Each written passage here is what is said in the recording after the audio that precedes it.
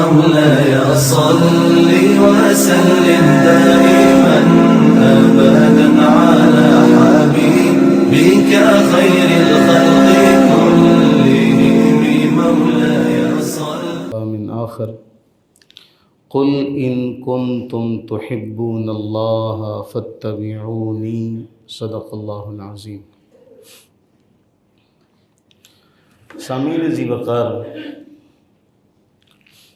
اللہ تعالیٰ کی محبت کا اہل اور اس کا پیارا بننے کے لیے تمام کے تمام مذاہب جو اس وقت دنیا میں موجود ہیں، تمام کے تمام مذاہب ایک ہی راستہ چلنے کا حکم دیتے ہیں، اور وہ یہ ہے کہ جو مذہب کا بانی ہے، جو شارع ہے، اس کی نصیحتوں پر عمل کیا جائے. جو بانی ہے اس کی نصیحتوں پر کیا کیا جائے؟ عمل کیا جائے. اور قرآن کریم کا فلسفہ اس حوالے سے بہت اہم ہے کہ قرآن کریم نے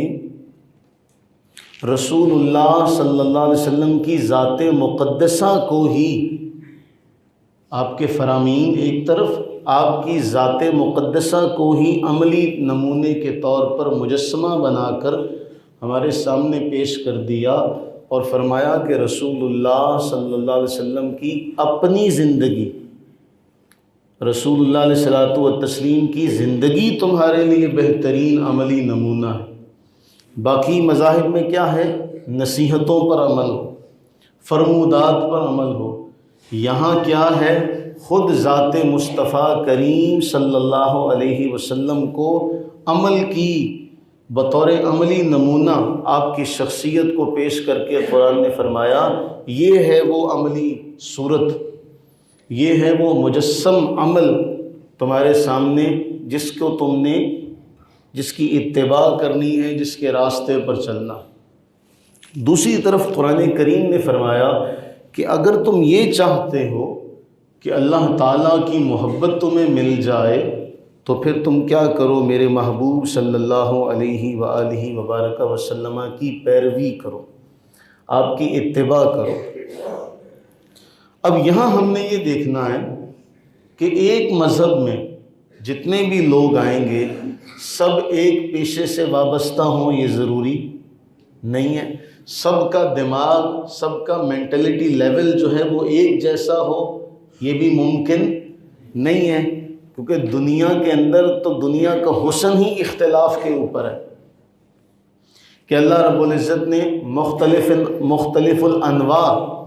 انسان جو ہیں وہ دنیا میں پیدا کیے. ہر ایک کا ایک الگ مسئلہ ہے، ہر ایک کی شخصیت جدا گانا ہے جو دوسرے سے ایک کو ممتاز کر دیتی ہے. اب اس زمانے میں اس دنیا میں بادشاہ بھی ہونا ضروری ہے، اس دنیا میں رعایا کا ہونا بھی ضروری ہے، اس دنیا میں عدل و انصاف کے لیے قاضی اور جج کا ہونا بھی ضروری ہے. عابد و زاہد بھی ملتے ہیں، تاجر و سوداگر بھی ملتے ہیں، دولت مند امراء یہ بھی ملتے ہیں، فقراء اور مانگنے والے بھی ملتے ہیں، محتاج بھی ملتے ہیں، غنی بھی ملتے ہیں. تو ان تمام قسم کے لوگوں کو اسلام یہ دعوت دیتا ہے کہ تم سارے کے سارے مصطفیٰ کریم صلی اللہ علیہ وسلم کے نقش قدم کی پیروی کرو،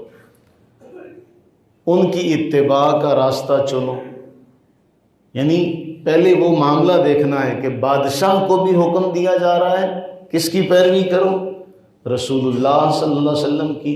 قاضی کو بھی حکم دیا جا رہا ہے کہ کس کی پیروی کرو؟ رسول اللہ علیہ السلام کی.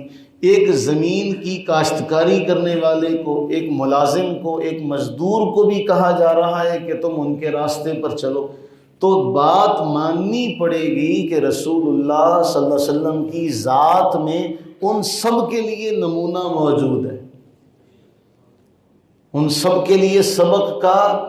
ذریعہ موجود ہے. اسی لیے تو اللہ فرما رہا ہے کہ بادشاہ کو بھی کہا جا رہا ہے بھی تم ان کے پیچھے چلو، وزیر سے بھی کہا جا رہا ہے تم ان کے پیچھے چلو، قاضی اور جج سے بھی کہا جا رہا ہے ان کے پیچھے چلو، سپہ سالار سے بھی کہا جا رہا ہے ان کے پیچھے چلو، اگر فوجی ہے تو اسے بھی کہا جا رہا ہے ان کے پیچھے چلو. دنیا کے کسی بھی شعبے سے وابستہ کوئی فرد ہے، اس سب سے ایک ہی مطالبہ ہے کہ تم سب کے لیے رسول اللہ کی زندگی بہترین عملی نمونہ۔ تو ماننا یہ پڑے گا کہ رسول اللہ صلی اللہ علیہ وسلم کی ذات مقدسہ ان سب انسانی طبقات کے لیے راہبری کی صورت میں موجود ہے، ان سب انسانی طبقات کے لیے راہبر کی صورت میں موجود ہے، رہنما کی صورت میں موجود ہے۔ تو یہ بات معلوم ہو گئی کہ رسول اللہ علیہ السلام کی سیرت ہمہ جہتی ہے، ہمہ جہتی، ہر جہت سے رسول اللہ علیہ السلام کی سیرت سے رہنمائی حاصل کی جا سکتی ہے۔ اس کے بعد خود انسان کے اپنے افعال، پہلی تو ہو گئی نا صورت انسان کے مختلف احوال و واقعات کے اعتبار سے، دوسرا خود ہر انسان کی اپنی زندگی، انسان کا سونا جاگنا، چلنا پھرنا، کھانا پینا، بیٹھنا، کپڑے پہننا اتارنا،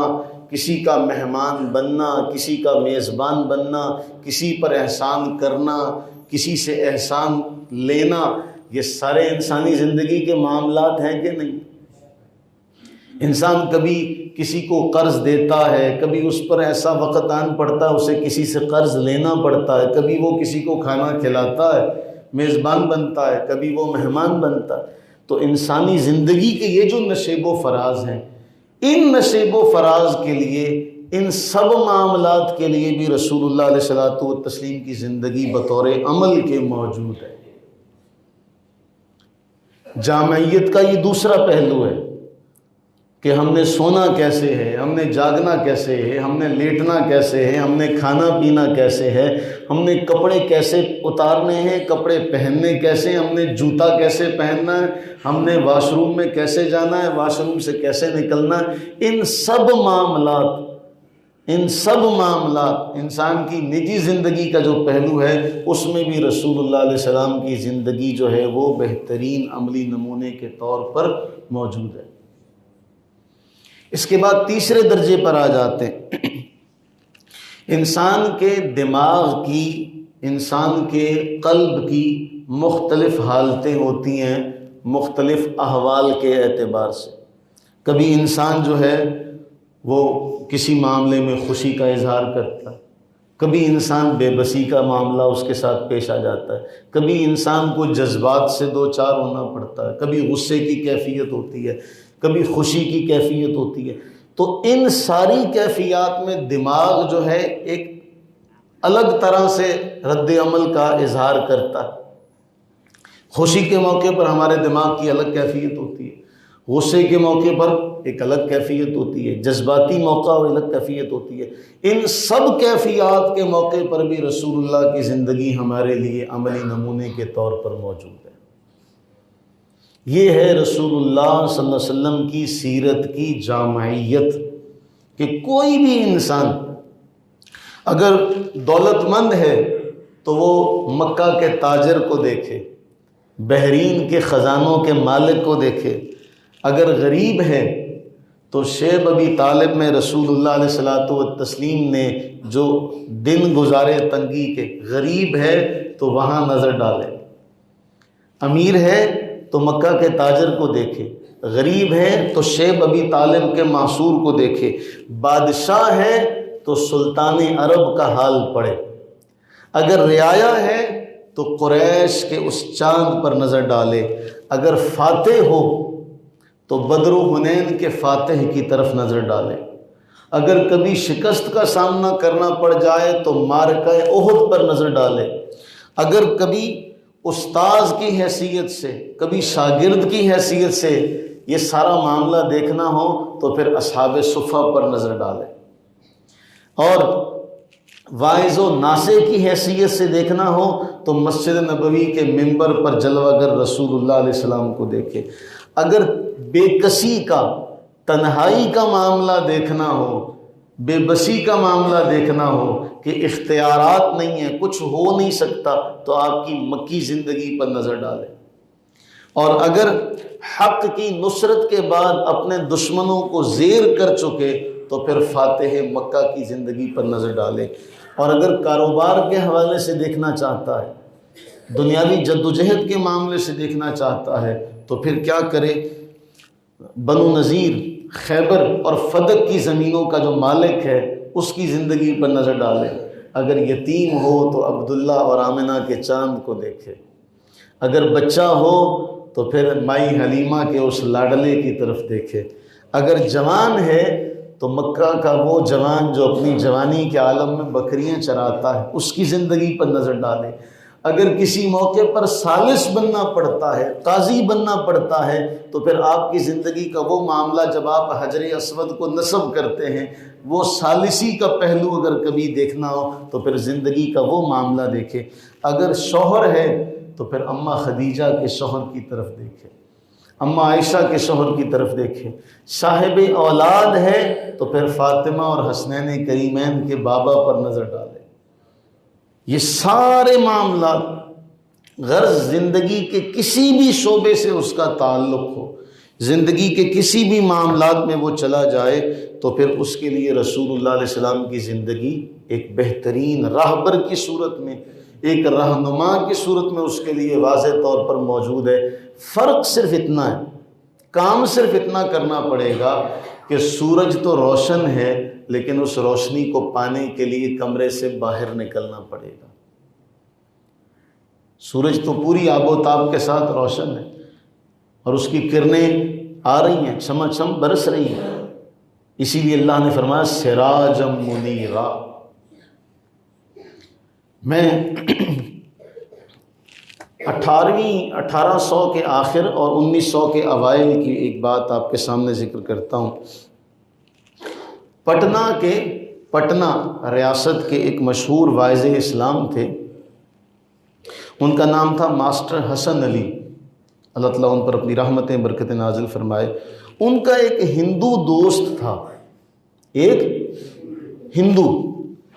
ہندو دوست انہیں کہنے لگا کہ جو آپ کا پیغمبر ہے، کون کہہ رہا ہے؟ ہندو کہہ رہا ہے، اور 1900 کے اوائل کی بات ہے۔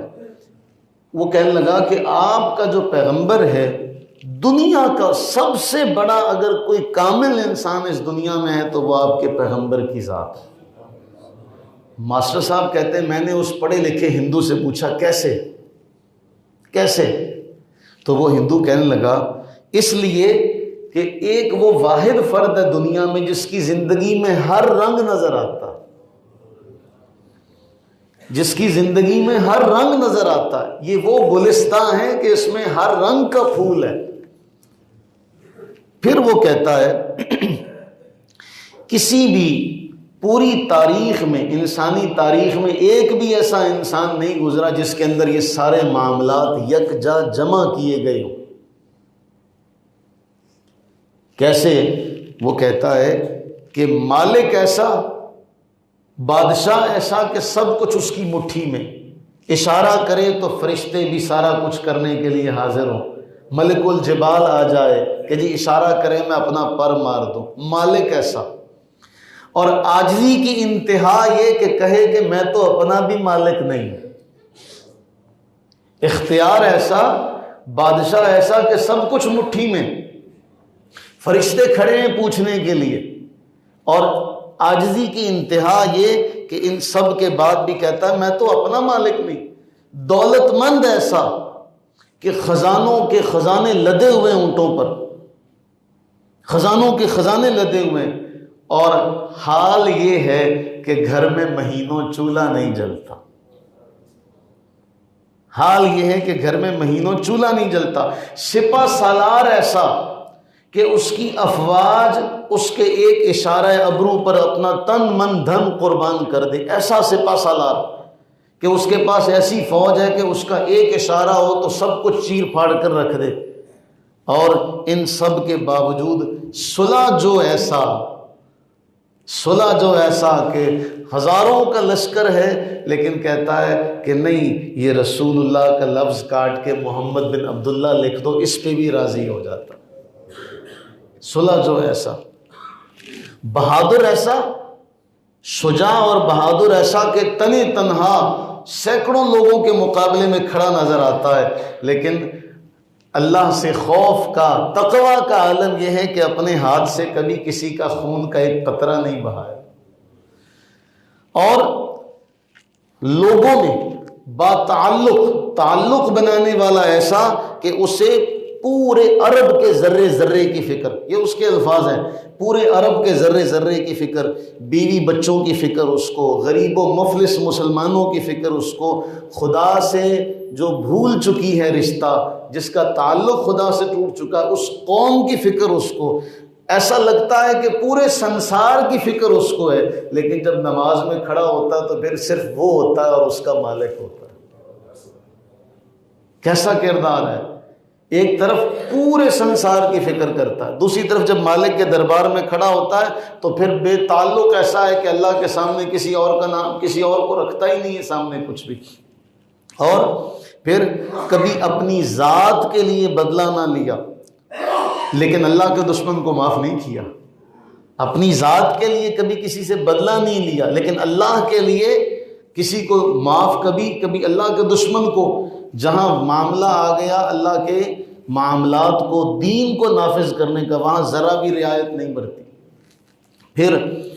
کہ یہ معاملہ ایک ایسا شاہ عرب، جب ہم کہتے ہیں شاہ عرب تو دوسری طرف کھجور کے چھال کا تکیہ، تو آپ کا جو پیغمبر ہے وہ دنیا میں منفرد ہے۔ یہ وہ کہتے ہیں جو نبی کا امتی نہیں ہے لیکن وہ جاننے والا ضرور ہے، معرفت اسے ضرور ہے۔ تو یہ تو حسان ابن ثابت رضی اللہ تعالیٰ عنہ نے حضور کے سامنے کہا تھا، وَأَحْسَنُ مِنْكَ لَمْ تَرَ قَطُّ عَيْنِي وَأَجْمَلُ مِنْكَ لَمْ تَلِدِ النِّسَاءُ خُلِقْتَ مُبَرَّأً مِنْ كُلِّ عَيْبٍ كَأَنَّكَ قَدْ خُلِقْتَ كَمَا تَشَاءُ۔ یہ تو بڑے بڑے شعراء نے یہاں آ کر یہ کہا، چپ کر مہر علی اتھے جا نہیں بولن دے۔ یہ کمال ہے، ہم یہ شکر ادا کریں کہ اللہ تعالیٰ نے ہمیں ایسے محبوب کا امتی بنایا کہ جس محبوب کی زندگی میں ہم سب کے لیے بہترین عملی نمونہ ہے۔ تو اب ہمارا ذمہ باقی ہے کیا؟ کہ ہم نے اپنا سبق وہاں سے لینا ہے، اپنا سبق وہاں سے لینا ہے اور لے کر اس کے اوپر عمل کرنا ہے۔ اللہ سے دعا ہے کہ مولا کریم ہم تمام کو سیرت کی جامعیت کو سمجھنے کی، اسے جاننے کی اور اس پر عمل کی توفیق عطا فرمائے۔ آمین۔ وما علینا الا البلاغ المبین۔